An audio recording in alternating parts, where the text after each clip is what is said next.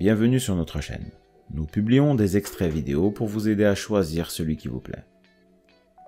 Pour savoir comment télécharger ce livre audio gratuitement, ou un autre de votre choix, n'hésitez pas à cliquer sur les liens en description.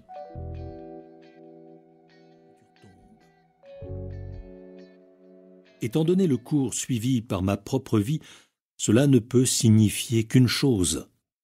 Je serai enterré derrière la grange de ma tante Roddy à Goose Wallow, dans le Wyoming. Je croyais également tout ce qu'on me racontait dans la cour de récréation. J'avalais aussi bien le menu fretin que les plus grosses baleines.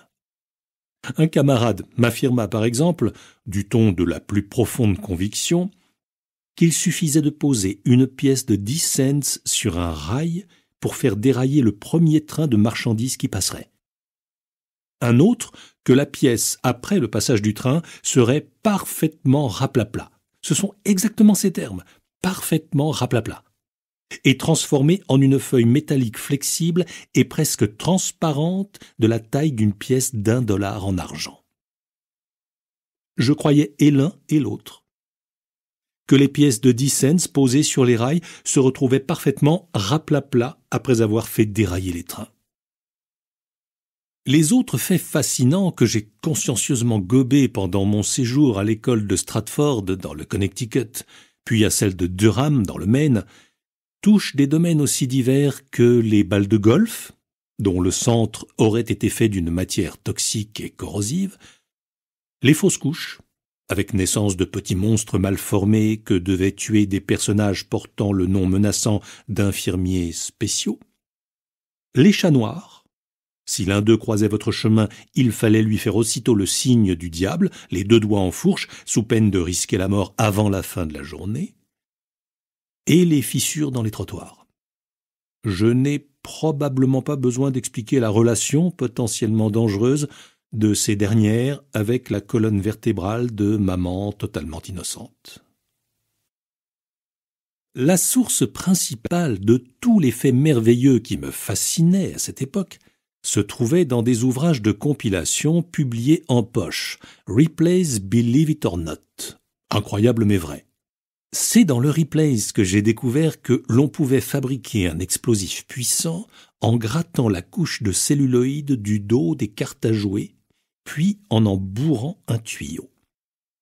Qu'il était possible de se creuser un trou dans le crâne et d'y poser une bougie, se transformant ainsi en une sorte de phare humain. Que quelqu'un puisse seulement avoir envie de faire un truc pareil, voilà une question qui ne m'est venue à l'esprit que bien plus tard.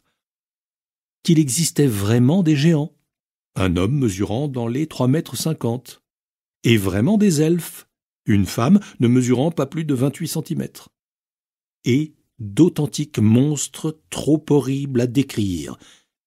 Sauf que le Ripley's ne se gênait pas pour nous les dépeindre amoureusement jusque dans les moindres détails. Une image à l'appui le plus souvent.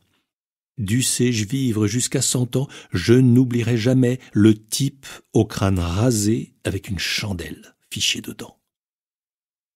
Cette série d'ouvrages de poche valait, au moins à mes yeux, les meilleures attractions foraines, avec l'avantage supplémentaire de pouvoir être trimballé sur soi et feuilleté par les après-midi de week-end pluvieux, lorsqu'il n'y avait pas de baseball et que tout le monde en avait assez de jouer au Monopoly.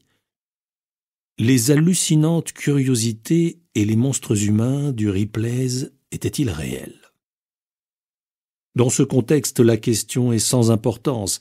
À mes yeux, ils le furent. Et c'est probablement ce qui compte au cours de ces années cruciales, entre 6 et 11 ans, au cours desquelles se constitue l'essentiel de l'imagination humaine.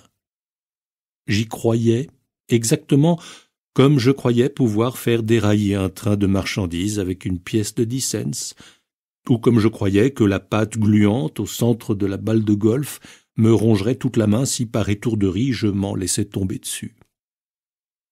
C'est dans le Ripley's Believe It or Not que j'ai commencé à voir pour la première fois à quel point pouvait être ténue la ligne qui sépare le fabuleux de l'ordinaire, ainsi qu'à comprendre que la juxtaposition des deux faisait autant pour jeter une lueur nouvelle sur les aspects ordinaires de la vie que pour éclairer ses manifestations les plus aberrantes. n'oubliez pas que c'est de croyance qu'il est ici question, et que la croyance est la source des mythes. Mais alors, la réalité, me demanderez-vous? Eh bien, en ce qui me concerne, la réalité peut bien... Si ce livre vous a plu, vous pouvez alors le télécharger gratuitement. Pour savoir comment faire, cliquez sur le lien en description de la vidéo. N'hésitez pas à commenter pour nous informer des extraits de livres audio que vous aimeriez écouter. Pensez à liker et à vous abonner pour ne rater aucune vidéo.